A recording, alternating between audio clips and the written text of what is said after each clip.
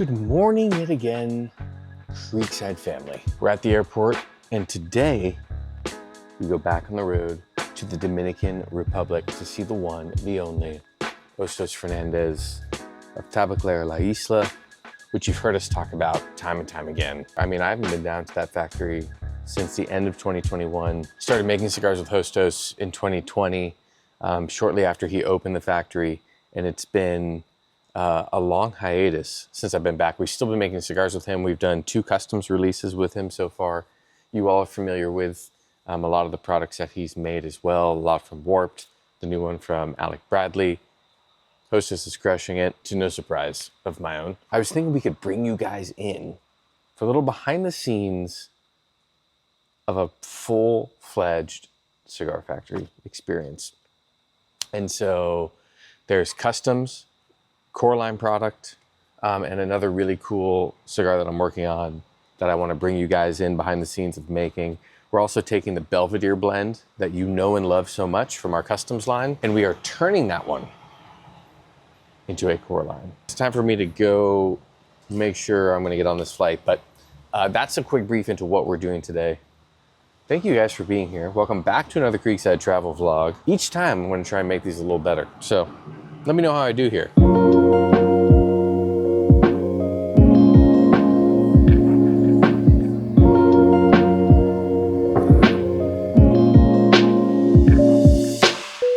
There is quite literally only one thing that I think about when I land in the D terminal of Miami, and that is Cafe Versailles. It's not the full Cafe Versailles, but it scratches the itch. All right, super quick in between flights coffee review. Colada. Beautiful. Also, I accidentally ordered it with a little bit of sugar. I normally like the normal amount, but I didn't really understand what she said, and I didn't want to blow my cover that I actually don't speak Spanish.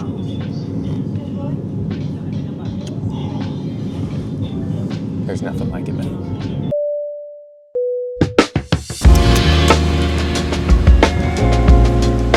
Oh, shit!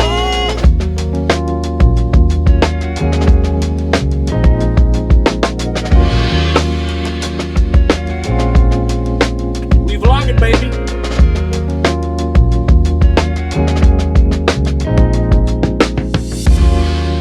All right, the moment you guys have been waiting for. We're bringing this guy back. We've been talking about this. You all have asked for it. Belvedere has exceeded expectations. Brand is awesome. We love it. But we want to do it year over year in a box consistently. And so that's why we're with the man. Try your best here. That's the man that can do it. So I'm smoking through the first round of samples. Look at that burn for a fresh cigar. Look at that ash. Look at that ash. And this is rolled fresh. This thing is so sweet. That's what I really like about it. It's creamy, it's sweet. Tomorrow we'll taste the components of it and see what we want to like adjust. Correct. Which but I really like this. Explained earlier, that's part of the process. Mm-hmm. The cigar is good, but we're going to do a slight tweaks to see what we get from it. We might come back to this cigar again after we tweak it too. Yep. That also happens every once in a while, where we tweak it and we're like, oh, let's try the first one again. And sometimes we go back. You know what else I noticed about this? The weight. This one feels a lot light. You know what? Let me wait. Let me check that. The weight, just the weight alone, you notice a difference, and the wrapper. But yeah, the weight, the body of it's just sweeter, less woody. I'm really enjoying this.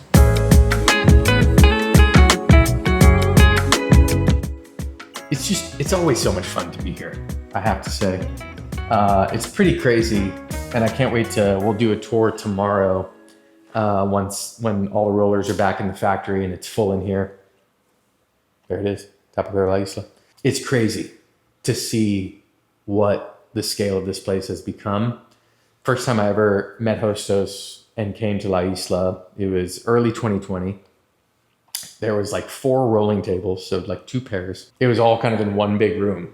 Small room with tobacco, aging room with half-filled shelves, and we just walked through the most like insane, jam-packed place that he has built out here, and it's just really cool to see what he's done and what he's built here, and the products that he's putting out. Like, you guys have smoked so much from La Isla, and you know what I'm talking about.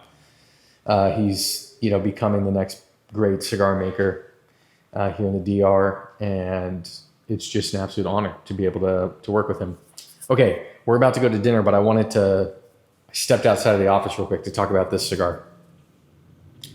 Soft box press, which, by the way, soft box presses all day.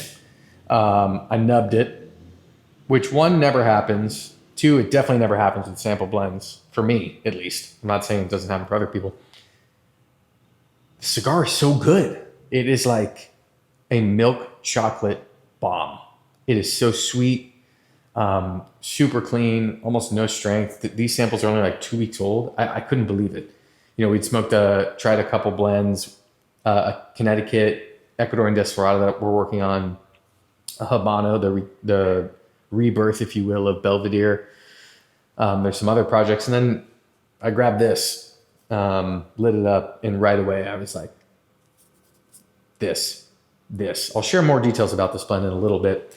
It's one that me and Connor have been working on for customs.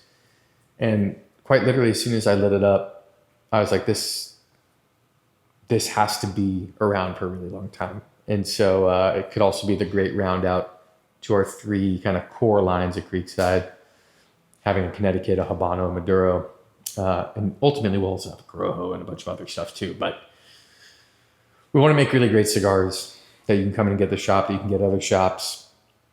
And this is the place we want to do it at. And this cigar has just blown my mind today.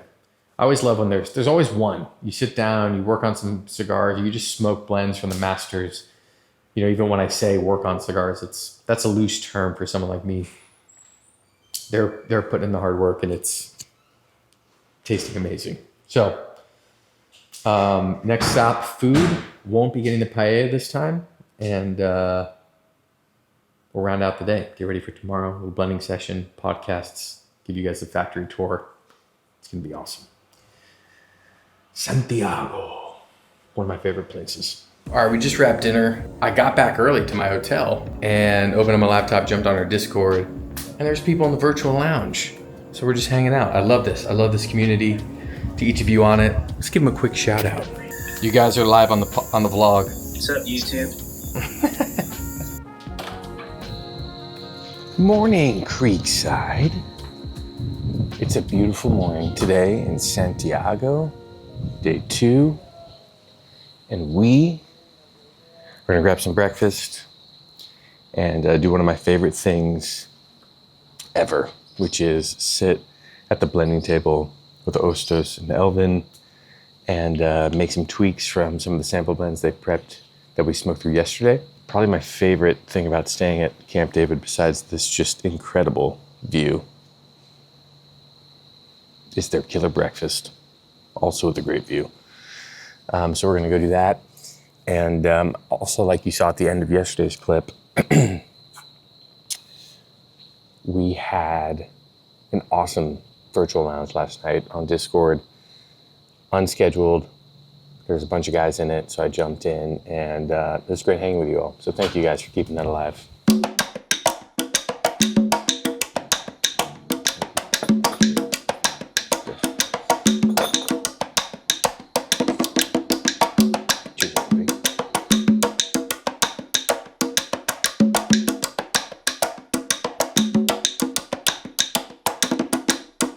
Okay, here's a question.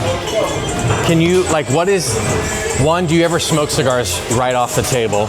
And 2, what is the difference of smoking like a cigar that he literally places here versus This is actually a month from now or in the cigar lounge? It's a good question. This actually goes back to a little bit of our conversation yesterday when we're making blends where we have to kind of smoke them fresh because we can't wait. It's kind of the same thing when we're rolling cigars. When we're rolling cigars to check if the blend is going according to what we like, we smoke off the table. It's the same mentality of when you're doing a new blend, where when you smoke it, you know it's wet. It might not burn a little wonky because of the wetness, and you might have a little bit of humidity in your mouth because the cigar is wet. But those are things you take out of your mind.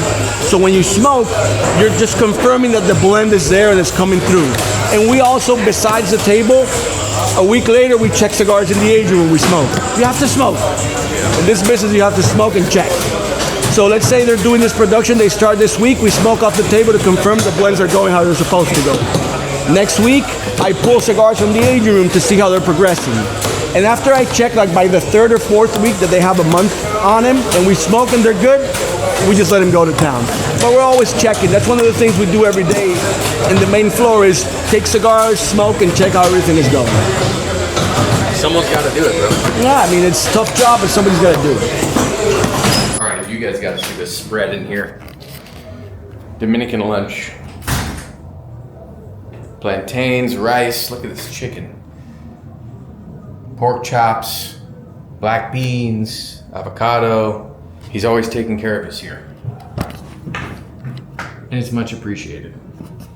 So we're gonna do this, eat, reset the palate, and then take you guys out to the blending table. We're gonna talk through like how we smoke and taste the different filler tobaccos. I always find that to be like so interesting. And then have them like tweak some of these blends that we've been smoking this week to see how the individual tobaccos are influencing the blend, and what, you know, the ones we want more florality or body strength, add those in. The ones where we want less of that, take those out. But this gives us the playing ground, kind of like in a kitchen, right? Like as a chef, you have multiple ingredients, not just salt and pepper, right? Like onions and garlic, paprika, and all these things that you would add into a dish that would change it in different ways if you had more of it, less of it, or none of it. So that's kind of what we're gonna do here. So we're gonna eat, and then yeah, we'll head out there.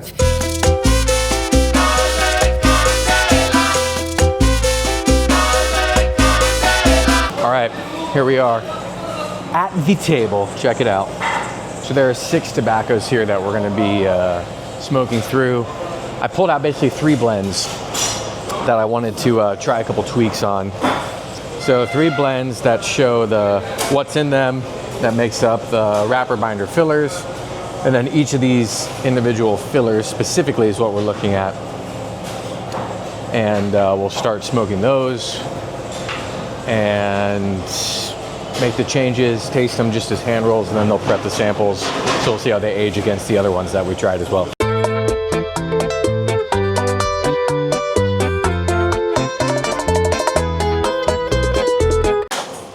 All right, y'all. I hope you've enjoyed the many sights and sounds of Tabacalera La Isla and gotten to see a lot of the behind the scenes on how cigars are made. I think it's pretty fascinating for a lot of you to be able to see this, and for even people who have been to factories before, to see how La Isla makes cigars and the different nuances of what they do that makes them special. We got a lot of good stuff done in a really short amount of time. I'm very excited to introduce you guys to these new blends. So the plan right now, Belvedere is going to be first. We're getting that one finalized. So there's about 3 options that we finished up on the table yesterday. We're going to let them age, dry out over the next couple weeks, smoke them, make any final changes, and then get those moving. And this will be the first ever cigar that we, 1, package in boxes, and 2, that we offer outside of just Creekside. So if you're a lounge owner or a manager or whatever the case may be, and you want to bring Belvedere into your shop, drop me a comment and I'll get you my email. We're going to have a pre-order sign-up sheet as well. We're going to start with just 15 shops in the US to be able to service them all and make sure that we get them taken care of with product. So if that's you and you want that to be you, let me know. I'll get you all a link here soon to reserve your spot. And then we'll release a Connecticut blend that we'll talk more about with that Desperado that we were working on a lot yesterday. And then that chocolate bar, baby. That box press chocolate bar is coming soon as well. But we're just having fun, man. It's Being here in Santiago reminds me of one of the many reasons why I decided to jump back full time into this industry.